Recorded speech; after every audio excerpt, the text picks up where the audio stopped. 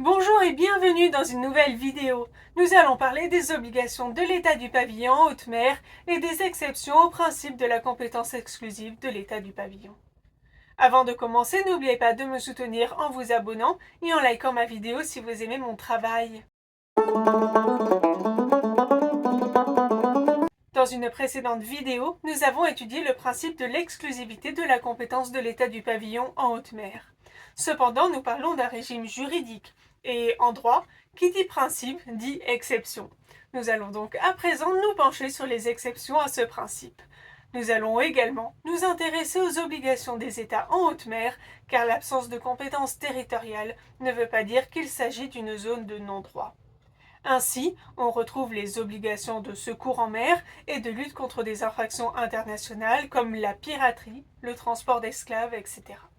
L'obligation de prêter assistance, prévue à l'article 98, consiste à prêter assistance à quiconque est trouvé en péril en mer, à venir au secours des personnes en détresse et, en cas d'abordage, prêter assistance à l'autre navire, à son équipage et à ses passagers.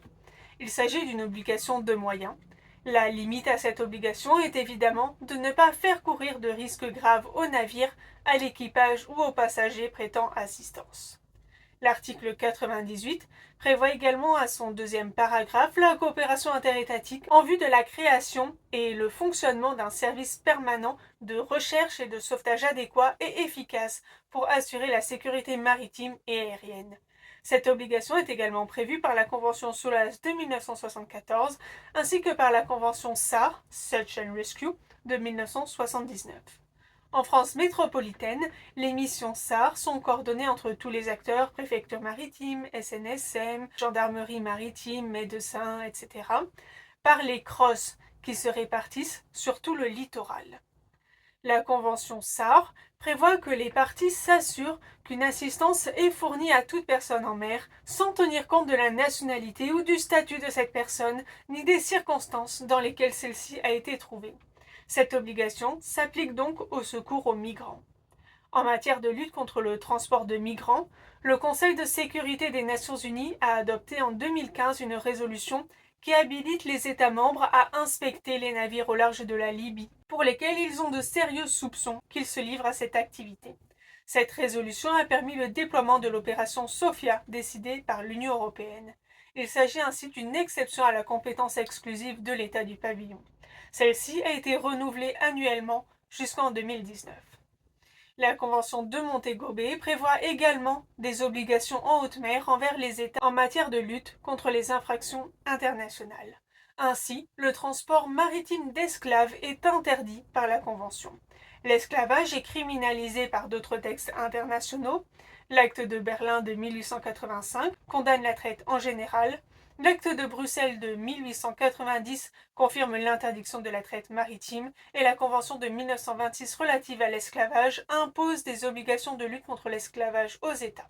Enfin, le protocole additionnel à la Convention des Nations Unies contre la criminalité transnationale organisée inclut le transport d'esclaves. L'article 99 de la Convention prévoit que tout État prend des mesures efficaces pour prévenir et réprimer le transport d'esclaves par les navires autorisés à battre son pavillon et pour prévenir l'usurpation de son pavillon à cette fin. On notera que l'exclusivité de la compétence de l'État du pavillon s'applique en la matière. La seule exception porte sur le droit pour un navire de guerre ou un aéronef militaire d'arraisonner et d'inspecter un navire battant le pavillon d'un État tiers quand il a de sérieuses raisons de penser qu'il y a transport ou traite d'esclaves à bord. S'il s'avère que cette activité était bien pratiquée, ce sera seulement l'État du pavillon qui pourra traduire les accusés en justice. En outre, tout esclave qui se réfugie sur un navire, quel que soit son pavillon, est libre ipso facto. La Convention prévoit des exceptions à l'exclusivité de la compétence de l'État du pavillon en haute mer, limitativement énumérées à l'article 110, paragraphe 1er, afin de pouvoir lutter plus efficacement contre certaines infractions en matière de piraterie, d'émissions radio non autorisées et de dissimulation ou navigation sans pavillon. À cela s'ajoute la coopération des États dans la répression du trafic illicite de stupéfiants et de substances psychotropes et la coopération internationale à la demande d'un État qui a de sérieuses raisons de penser qu'un navire battant son pavillon se livre à un tel trafic, disposition prévue à l'article 108. Les émissions non autorisées diffusées depuis la haute mer sont définies à l'article 109, paragraphe 2, comme les émissions de radio ou de télévision diffusées à l'intention du grand public depuis un navire ou une installation en haute mer en violation des règlements internationaux à l'exclusion de la transmission des appels de détresse. Elles ont généralement une finalité politique, comme dans le cas du navire déesse de la démocratie au large des eaux chinoises en 1990. Il est prévu la coopération des États dans leur répression, ainsi qu'un élargissement des tribunaux compétents pour poursuivre cette infraction, l'état du pavillon du navire émetteur, l'état d'immatriculation de l'installation, l'état dont la personne en question est ressortissante, tout état où les émissions peuvent être captées ou tout état dont les radiocommunications autorisées sont brouillées par ces émissions. Chacun de ces états a compétence pour arrêter toute personne ou immobiliser tout navire qui diffuse des émissions non autorisées et saisir le matériel d'émission. Ces émissions hertziennes diffusées sur des fréquences attribuées à d'autres émetteurs depuis la haute mer à bord de navires ne battant pas le pavillon dont les ondes sont brouillées ont aujourd'hui disparu en raison de la modulation de fréquences et du réseau Internet, vidant cette exception à la compétence exclusive de l'état du pavillon de sa portée pratique. Ainsi, l'article du Gorafi, publié en juillet 2024, à la suite de l'annonce de l'ARCOM de ne plus retenir la chaîne C8 sur la TNT, qui prédisait que Cyril Hanouna enregistrera TPMP depuis un bateau situé dans les eaux internationales, s'est trompé. La célèbre émission est diffusée depuis mars 2024 sur d'autres chaînes que la TNT, ainsi que sur Internet, YouTube, Dailymotion, ce qui a donc au passage l'avantage d'être légal. La piraterie, articles 100 à 107 de la Convention, est également réprimée et fait l'objet d'une exception à la compétence exclusive de l'État du pavillon, afin d'en accentuer la lutte. La définition de la piraterie est donnée à l'article 101. Elle est plus précise et restrictive que la piraterie telle qu'on l'entend dans son emploi courant. Il s'agit d'un acte illicite de violence commis par l'équipage ou des passagers d'un navire ou aéronef privé à des fins privées contre un autre navire ou aéronef ou contre des personnes et des biens à leur bord, en haute mer ou dans un lieu ne relevant de la juridiction d'aucun État. Sont concernées la participation et l'incitation à la commission d'actes de piraterie. L'article 100 prévoit l'obligation de coopérer à la répression de la piraterie. À cette fin, tous les États coopèrent dans toute la mesure du possible et leur compétence répressive est étendue en haute mer et en tout autre lieu ne relevant de la juridiction d'aucun État.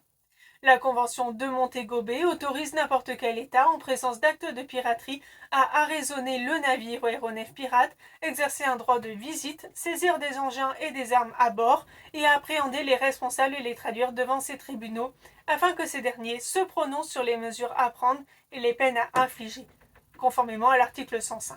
Il s'agit ainsi d'une exception à la compétence exclusive de l'État du pavillon en haute mer, issue du droit coutumier. L'exercice de cette compétence doit s'effectuer par le biais de ces navires et aéronefs militaires, conformément à l'article 107 de la Convention, et sous sa propre responsabilité, conformément à l'article 106. On pourra ajouter à ces exceptions, en matière de lutte contre la pollution marine, l'intervention de l'État riverain en haute mer sur un navire accidenté battant pavillon d'un État tiers en cas de menace grave, c'est-à-dire avant que le dommage ne soit causé, par la Convention de Bruxelles du 19 novembre 1969, adoptée suite à la marée noire du Torrey Canyon. L'État riverain pourra mettre en œuvre les mesures nécessaires pour prévenir, atténuer ou éliminer les dangers graves et imminents menaçant ses côtes, après en avoir averti l'État du pavillon et demandé au propriétaire du navire d'intervenir. Initialement, cette exception ne s'appliquait qu'aux hydrocarbures, mais a été étendue en 1973 à d'autres produits dangereux. Enfin, une autre entorse prévue par la Convention des Nations Unies sur le droit de la mer, l'État côtier peut mettre en œuvre son droit de poursuite, prévu par l'article 111, si un navire étranger se trouve dans sa zone contiguë et qu'il est suspecté d'avoir violé les droits que l'institution de cette zone a pour but de protéger. Le droit de poursuite ne peut être exercé que par des navires ou aéronefs de guerre ou étatiques et doit commencer lorsque le navire étranger se trouve dans les eaux intérieures, dans les eaux archipélagiques, dans la mer territoriale ou dans la zone contiguë de l'État poursuivant et ne peut être continué au-delà des limites de la mer territoriale ou de la zone contiguë qu'à la condition de ne pas avoir été interrompu. Ainsi, le droit de poursuite permet de continuer à poursuivre un navire en fuite après avoir commis une infraction et ainsi de prolonger la compétence de l'État côtier. Ainsi, force est de constater que les États sont soumis à des obligations en haute mer et doivent coopérer afin de lutter contre certaines activités criminelles. Afin de soutenir cette lutte, la Convention prévoit un certain nombre d'exceptions au principe de l'exclusivité de la compétence de l'État du pavillon en haute mer. Toutefois, elles ne sont pas à mettre au même niveau car certaines mesures sont devenues obsolètes en raison de l'évolution technologique. J'espère que cette vidéo vous aura été instructive et que vous apprécierez également les prochains épisodes. À bientôt dans une nouvelle vidéo.